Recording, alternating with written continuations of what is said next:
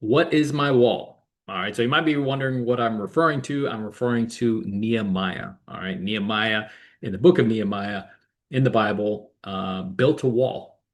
And we find a man who wasn't a prophet, he wasn't a priest, he wasn't some miracle worker.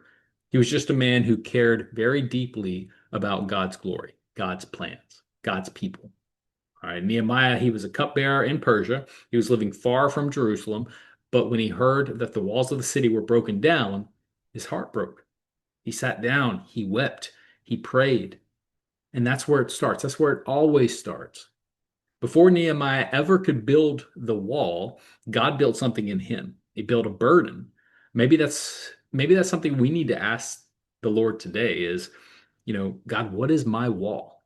What do you want me to build for your glory? The wall in Jerusalem, it wasn't just a structure. It represented a lot. It represented God, his protection.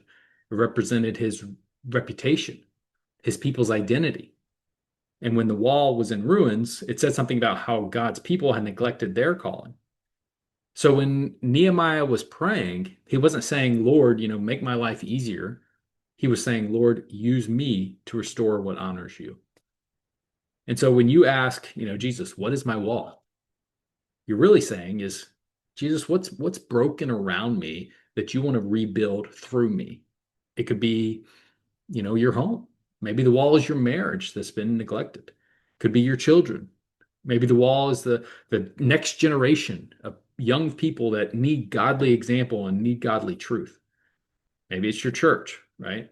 Maybe the wall is faithfulness, service, prayer, all of these that have fallen into, disrepair.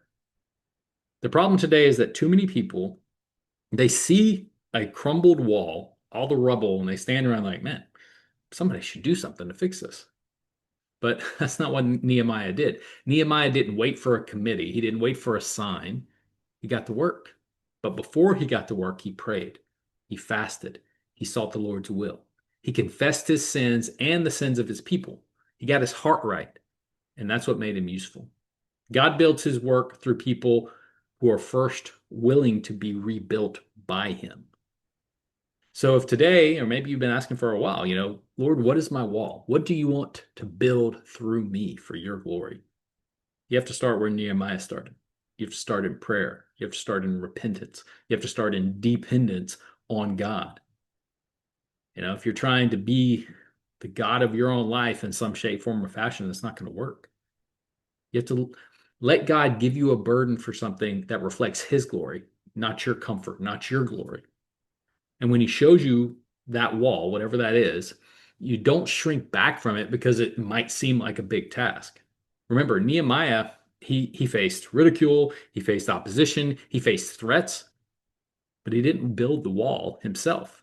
In 52 days, that wall was finished because God did it. God did it through him. God was with him. And your wall, it might take longer than 52 days. It might not be of raw material, stone, mortar, but it will be something that restores truth, faithfulness, and light in a dark world that's all around us. So ask Jesus sincerely, what is my wall? Then get on your knees, listen to his burden. And when he shows you, stand up, pick up your tools, let's get to work, build for God's glory. Because Nehemiah, he wasn't placed by accident. You are not placed where you are by accident. You are placed there by divine appointment, just like Nehemiah was. And you're there to rebuild what's broken so that others may see the joy of the Lord is our strength. It's all about that. It's all about bringing glory and honor to God. And that's an amazing thing. So thanks for watching today. Love and appreciate you. Appreciate you as always. God bless, and I'll see you back next time.